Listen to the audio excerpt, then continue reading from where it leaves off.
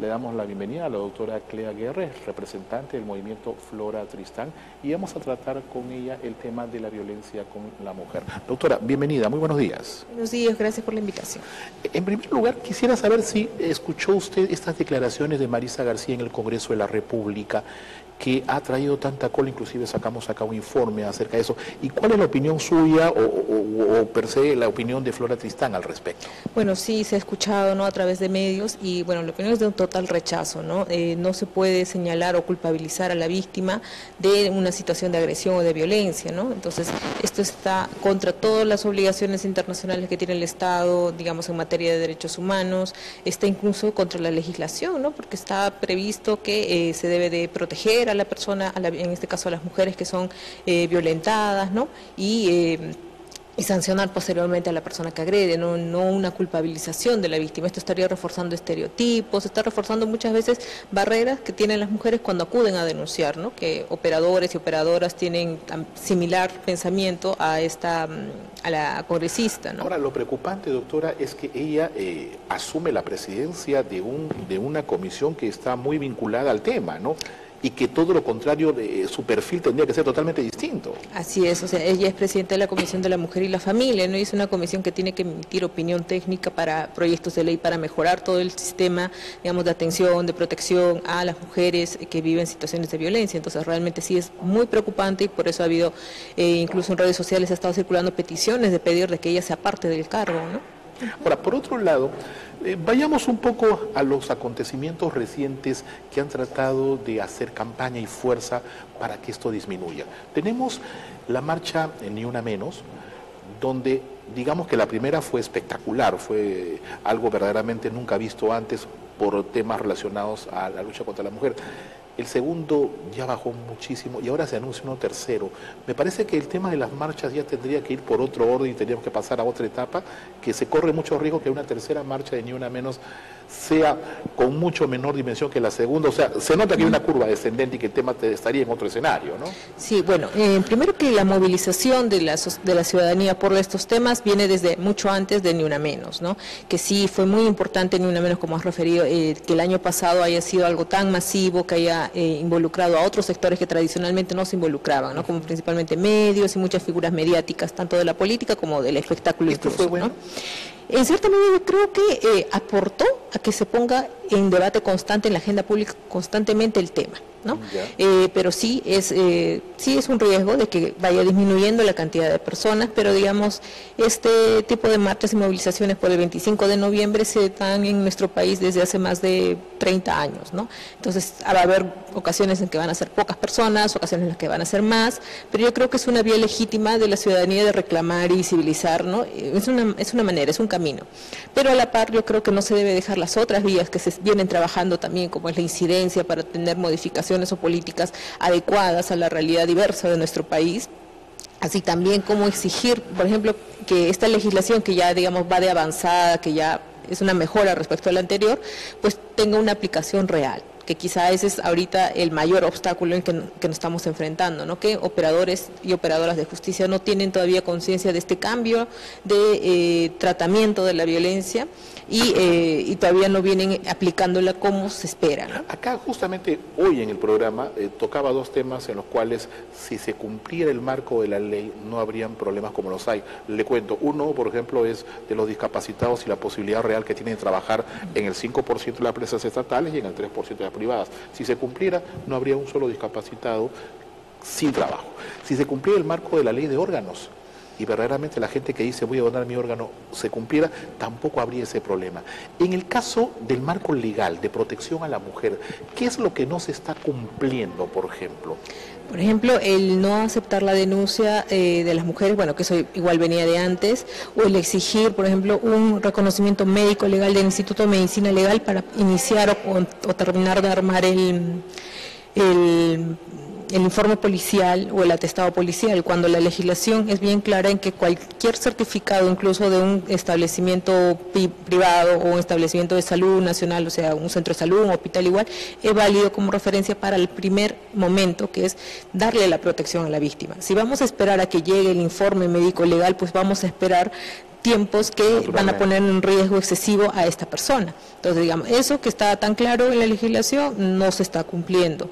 Después, otorgar medidas de protección adecuadas para la víctima inmediatamente en el plazo, si bien es un plazo corto, pero es por la gravedad del hecho, ¿no? Y que son un máximo de 72 horas, ya el juez de familia o juez mixto tendría que establecer una medida de protección para la persona que ha denunciado violencia. Eso tampoco se está cumpliendo.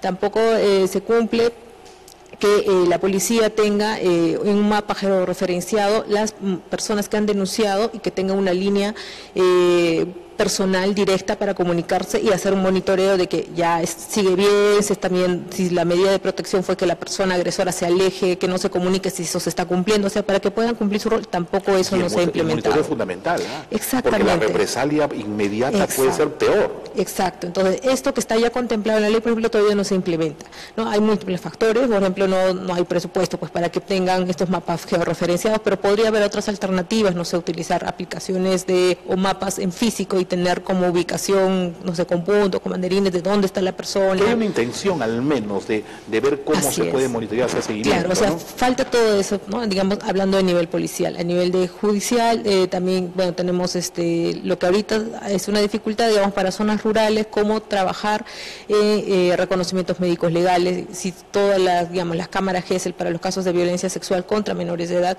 se ubican principalmente en capital de provincia y los casos pues no se dan solo en capital de provincia, se dan en las zonas más alejadas. Entonces, ¿cómo dar una atención de calidad a las mujeres principalmente que son las víctimas de esta pandemia, ¿no? ¿Cómo ve usted el tratamiento que le da la prensa a informaciones? Hoy día había una información terrible en Noticiero Temprano, una criatura de 8 años que ha salido embarazada. Violeta era de parte de su padre, ¿verdad? De su padrastro, y que tiene que venir acá al Perú, tiene que venir acá a Lima, el padrastro está en la cárcel, pero a veces el tratamiento de la prensa es muy amarillo.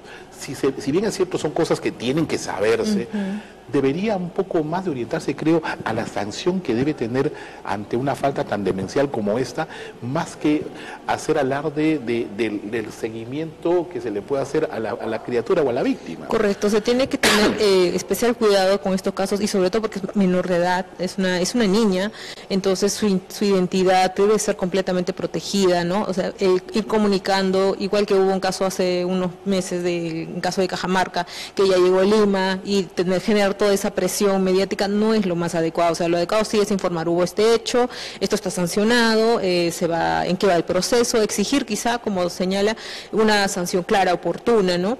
Y ver que también la parte de protección de la niña se esté cumpliendo, ¿no? O sea, a dónde va a ir, a qué albergue, cuál es su estado de salud, tanto físico, mental, o sea, qué cosas el Estado le va a poder otorgar dentro del marco legal que existe ahora, ¿no? En Europa hubo un proyecto para que todos aquellos tipos que cometan este delito, sus fotografías con el cargo, la culpabilidad que se le imputa, estén como fotografías en algo parecido a estas campañas de cajetillas de cigarrillos, de fósforos o de tapas de leche, y se llevó a cabo con una sanción ejemplar. Las fotografías de estas personas ya condenadas estaban en las cajetillas de cigarrillos, en las cajas de fósforos o en las cajas de leche. ¿Qué opina usted sobre esto, sobre hacer algo parecido? Se podría considerar como una sanción adicional, o sea, claro, una vez que se tiene la culpabilidad de la persona, el difundirlo, ¿no? Lo que ahorita tenemos en la legislación es que se crea un registro único de agresores y de víctimas. Entonces se va a poder tener en un registro el nombre, los datos de la persona ya sentenciada, ya culpabilizada de todas formas de violencia contra la mujer. Entonces, sí es importante conocer quiénes han sido sancionados, ¿no?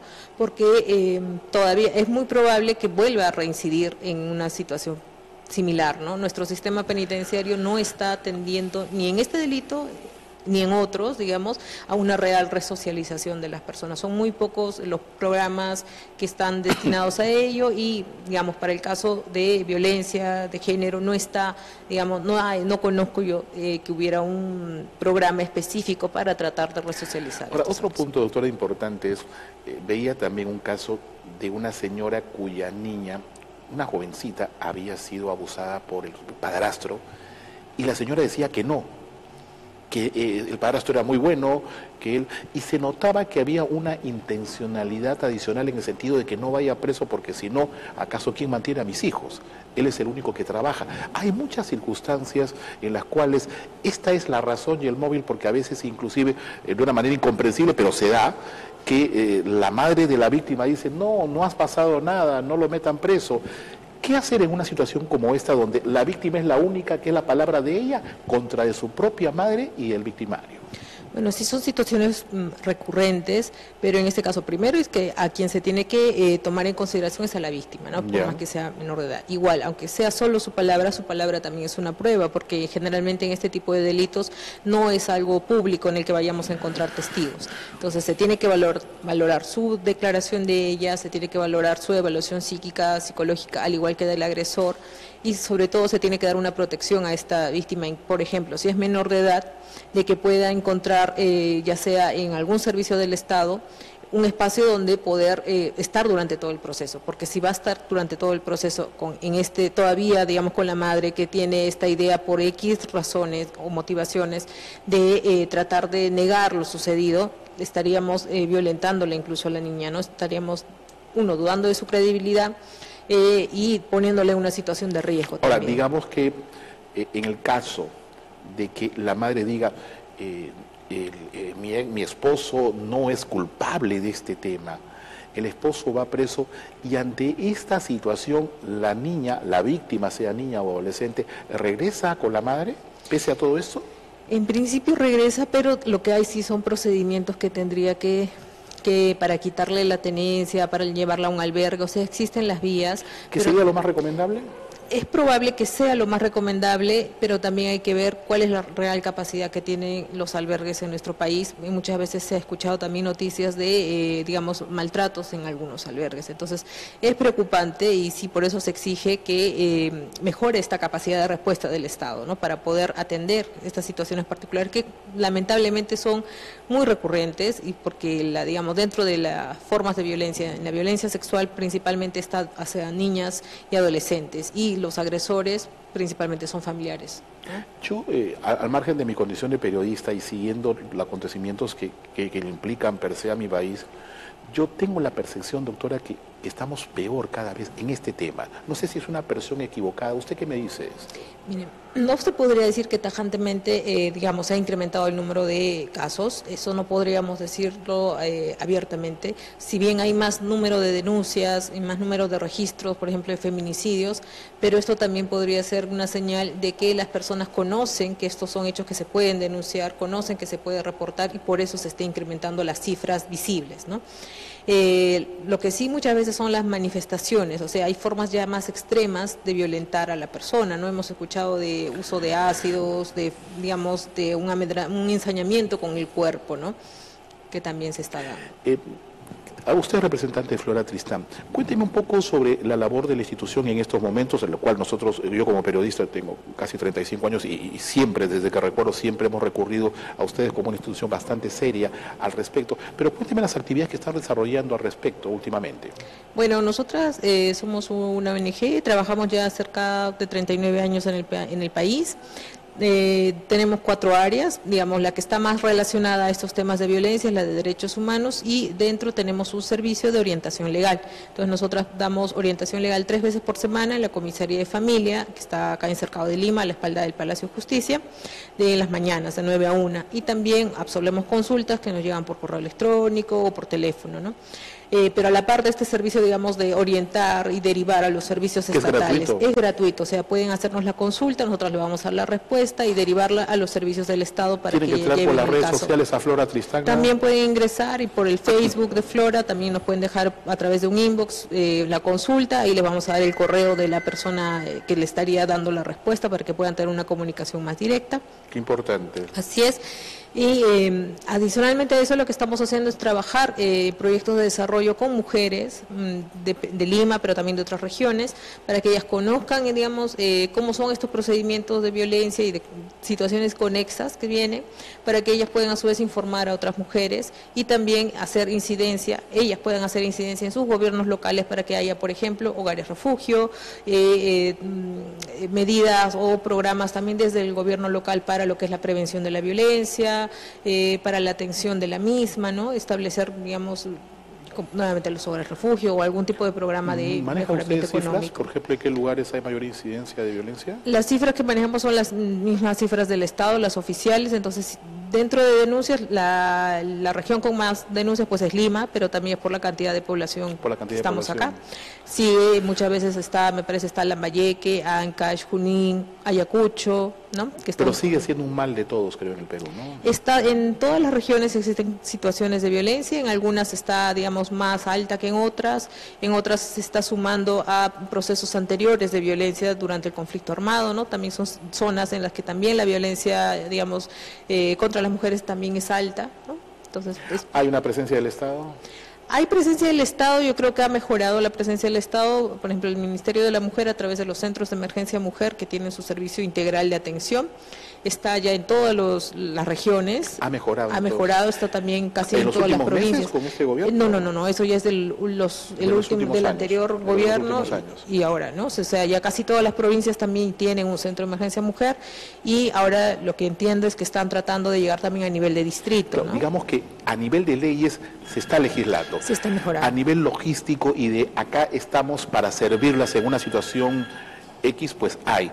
Lo más difícil es entrar en el chip de los agresores. Exactamente, o sea, mejorar un poco más estos servicios de atención, digamos, con centros de refugio o que funcionen efectivamente estas medidas de protección, pero a la par lo que falta es eso, el hacer el cambio cultural, y este cambio cultural realmente pues no es de un día para el otro, necesita todo un proceso y necesita trabajarlo en diversos niveles, necesitas trabajarlo en las familias, necesitas trabajarlo en las escuelas y también a nivel comunidad. Entonces, por eso es importante que haya un compromiso de sociedad civil, pero también del Estado en sus diversos niveles, ¿no? En sus diversos niveles de gobierno, porque por ejemplo, tener un hogar refugio, un hogar temporal para que la mujer que es víctima de violencia o digamos si fuera violencia intrafamiliar, ella más sus hijos e hijas pudieran estar temporalmente refugiadas en una casa alejada del agresor, es limitadísimo, o sea, claro, no hay más de 40 hogares refugio en todo el país, entonces es inviable realmente dar una respuesta oportuna, ¿no? Bien, doctora Guerra, yo le agradezco muchísimo su presencia aquí en La Luz Noticias.